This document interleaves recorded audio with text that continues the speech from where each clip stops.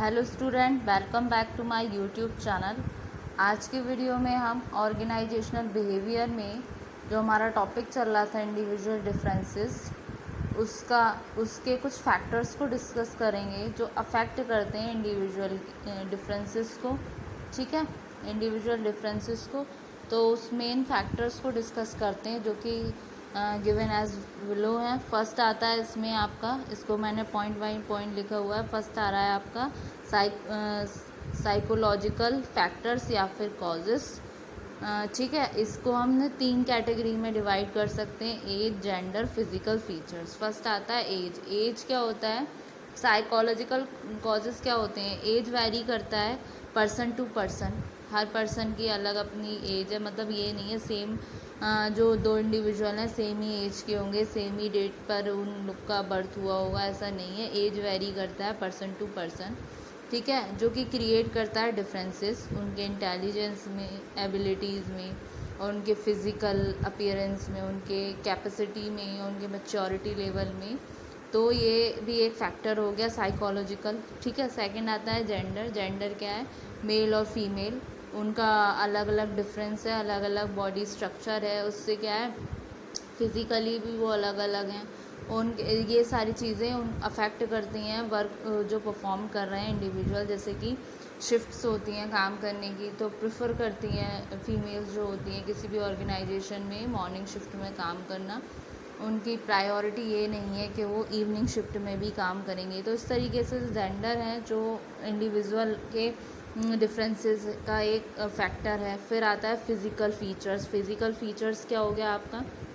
Difference हो गया height में, वेट में, फिज़िकल स्ट्रक्चर में, इवन ओवरऑल डेवलपमेंट में, वेरियस पार्ट बॉडी के जो लीड करते हैं डिफरेंसेस बिटवीन इंडिविजुअल्स। ठीक है, फिर आते हैं आपकी पर्सनालिटी। पर्सनालिटी क्या हो गया?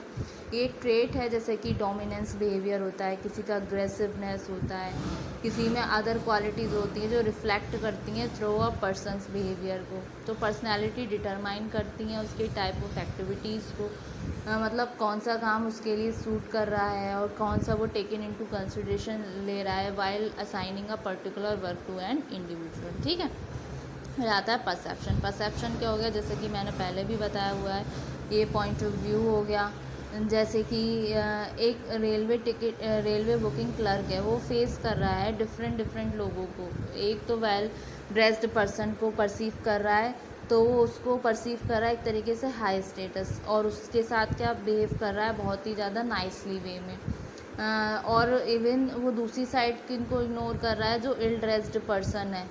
तो ये क्या है, उसके माइंड में उसका मतलब उसका एक पॉइंट ऑफ व्यू है रिगार्डिंग ड्रेसिंग के हिसाब से। तो उसने सेट कर लिया माइंड में जो मतलब घटिया से कपड़े पहन रहे हैं तो उनका आईक्यू भी बेकार होगा, उनसे बात करना सही नहीं है, वो लो स्टेटस के हैं, लो स्टेटस हैं। और जो अगर अच्छे से उसको अट्रैक्टिव लग रहा है, चार्मिंग लग रहा है, तो ये उसने उसकी परसेप्शन में आ गया कि इससे ही मैं बात करूँगा, दूसरे से बात नहीं करूँगा। तो ये एक एग्जांपल था परसेप्शन। फिर आ गया मोटिवेशन। मोटिवेशन क्या हो गया? ये रेफ़र करता है आपके मेंटलिटी को। ठीक है, कि बंदा 2 तरीके से मोटिवेट होता है, एक तो इंटरनली मोटिवेट और एक एक्सटर्नल मोटिवेट। अगर वो इंटरनली मोटिवेट नहीं है तो एक्सटर्नली मतलब कोई कुछ भी इम्पैक्ट नहीं डाल सकता। तो मोटिवेशन इंटरनल हो सकता है, जैसे पर्सनल की स्किल हो गई, उसकी एबिलिटी हो गई, उसकी इंटेलिजेंस हो गई। और एक्सटर्नल कैसे हो गई? जैसे इंसेंटिव्स दे दिए, उसको ट्रेनिंग दे दिया। तो एक पर्सन का मोटिवेशन जो है इन्फ्लुएंस्ड बाय होता है उसके एटीट्यूड से, उसके बिलीफ से, उसके वैल्यू से और गोल से। तो मोटिवेशन क्या है? एक बहुत ही इंपॉर्टेंट फैक्टर है जो अफेक्ट करती है इंडिविजुअल के बिहेवियर को किसी ऑर्गेनाइजेशन में। ठीक है, हाईली मोटिवेटेड एम्प्लॉय जो होते हैं वो अपना बेस्ट परफॉर्मेंस देने का ट्राई करते हैं। ठीक है, और जो एम्प्लॉयज़ लो मोटिवेशन के होते हैं वो क्या होते हैं? बैड परफॉर्मर्स होते हैं। ठीक है, फिर आता है वर्किंग एनवायरनमेंट। मतलब वर्किंग एनवायरनमेंट क्या है? ये अफेक्ट करता है बिहेवियर को, एम्प्लॉयज़ के, जिसमें रिजल्ट आता है हाई और लो परफॉर्मेंस का। आज के टाइम में क्या है, फर्म बहुत ज़्यादा टेक केयर कर रही है वर्किंग एनवायरनमेंट के रिगार्डिंग, जिसमें हेल्दी वर्किंग कंडीशंस होती हैं, गुड रिलेशंस होते हैं among the worker, better sanitation हो गया, अदर फैसिलिटीज़ हो गया एम्प्लॉयज़ के लिए जो कंस्टिट्यूट करते हैं गुड वर्क इन्वायरमेंट। ठीक है, फिर आता है आपका ऑर्गेनाइजेशनल फैक्टर्स। इंडिविजुअल बिहेवियर जो है वो इन्फ्लुएंस्ड होता है वाइड वैरायटी ऑफ फैक्टर्स से जो प्रेजेंट हो रही है ऑर्गेनाइजेशन में, जैसे कि ऑर्गेनाइजेशन का स्ट्रक्चर, उसकी हायरार्की। इस एडिशन में इंडिविजुअल बिहेवियर इन्फ्लुएंस्ड होता है एडवाइस और डायरेक्शन से लीडर के, फिजिकल सपोर्ट होता है इन टर्म्स ऑफ फैसिलिटीज़ और टेक्नोलॉजी में। ठीक है, फिर आता है सोशियो कल्चरल फैक्टर्स।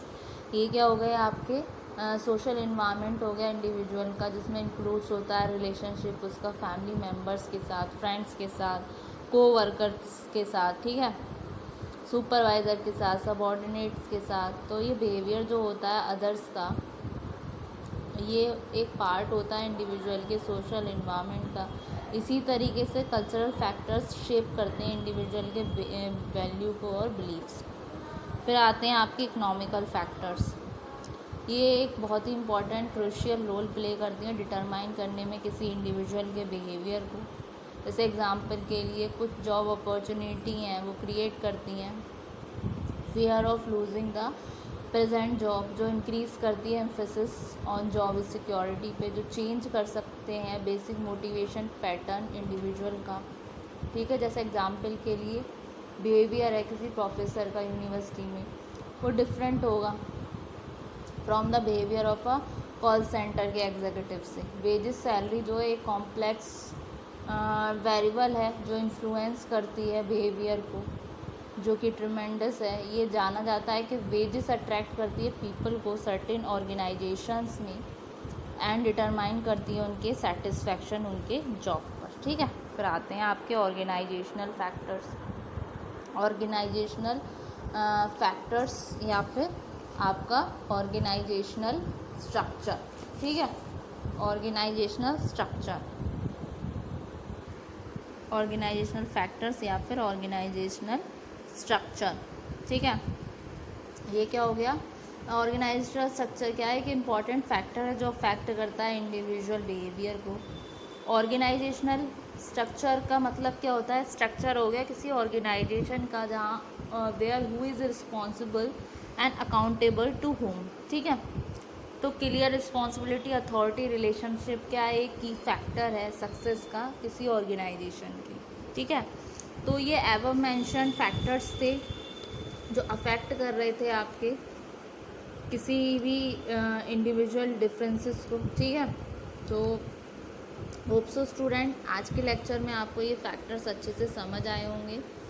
नेक्स्ट वाले वीडियो में हम अपना एक न्यू टॉपिक डिस्कस करेंगे। आज का ये टॉपिक यहीं फिनिश होता है, तो होप सो आपको ये वाला लेक्चर समझ आया होगा। Thank you very much.